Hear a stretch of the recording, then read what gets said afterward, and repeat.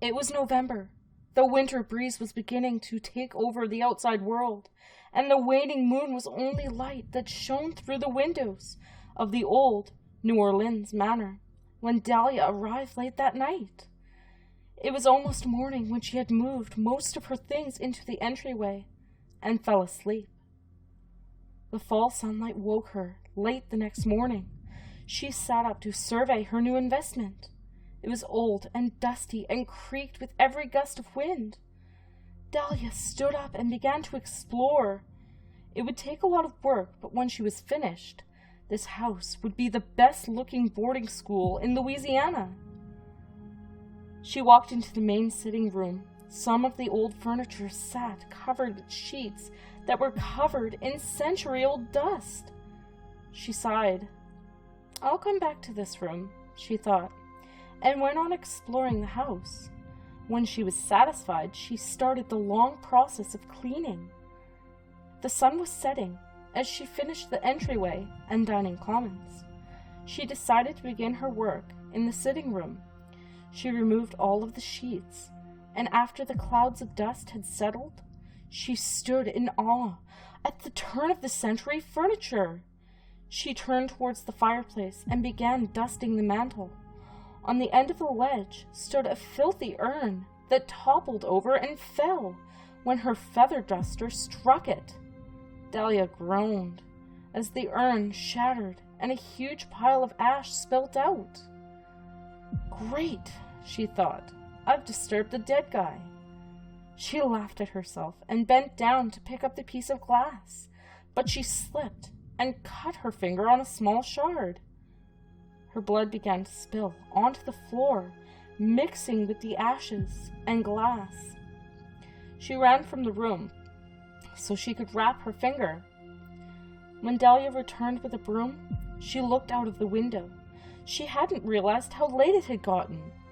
She walked over to the fireplace, only to find that the ashes were gone. Only the broken glass remained. A beautiful humming echoed behind her. Dahlia turned quickly to see a beautiful woman, pale as the moon, with dark red hair, leaning naked against the wall. The woman continued humming to herself as Dahlia stared at her. Dahlia stuttered. Who the hell are you?" The woman stood up and ceased her song. "What year is it now?" she asked, ignoring Dahlia's question. "What? Answer me! Who are you, and what the fuck are you doing here?" Dahlia demanded. The woman's voice was steady and calm. "I am Mariana. What year is this?" "Well, Mariana, you better leave, or I'll call the police," Dahlia warned, shaken. "I will not leave," Mariana retorted. "This is my house." She began to walk towards Dahlia.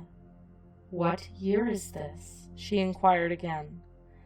Dahlia was hypnotized. 2019 was all she could reply. Mariana turned away from her, and Dahlia blinked.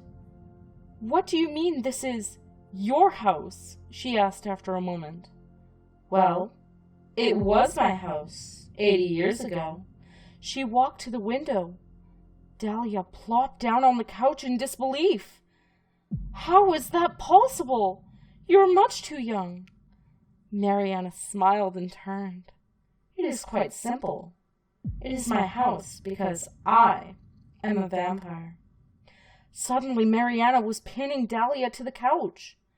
"I would just like to thank you and your poor little finger for bringing me back to life."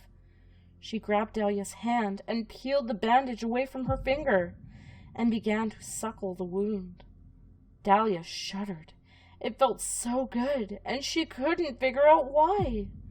She was so scared, but she couldn't bring herself to fight Mariana off. Her vision became blurry, and her eyelids became heavy. Then Mariana stopped, and Dahlia came to. She looked at her finger. The wound had healed. She stared in amazement at Mariana, who stood up. Her breast brushed Dahlia's face. She was beautiful in the moonlight. Color was coming back into her skin. Dahlia couldn't move. She could only feel the ache deep down for this mysterious woman. After a pause, Mariana turned and said, "Your blood is sweet, and your heart is pure. I do not like to be alone, so you will be mine." Dahlia could only nod. Her body was numb to everything else around her but this woman. Mariana leaned down and kissed Dahlia on the lips, soft but forceful. Dahlia felt a sudden burst of warmth shoot through her and rest between her legs. She could taste her own blood on Mariana's lips, but it didn't taste like blood, more like a sweet wine. She swooned. Dahlia began to get hotter, and everything became blurry. Mariana began grinding, and just before Dahlia came, Mariana sunk her fangs into Dahlia's neck.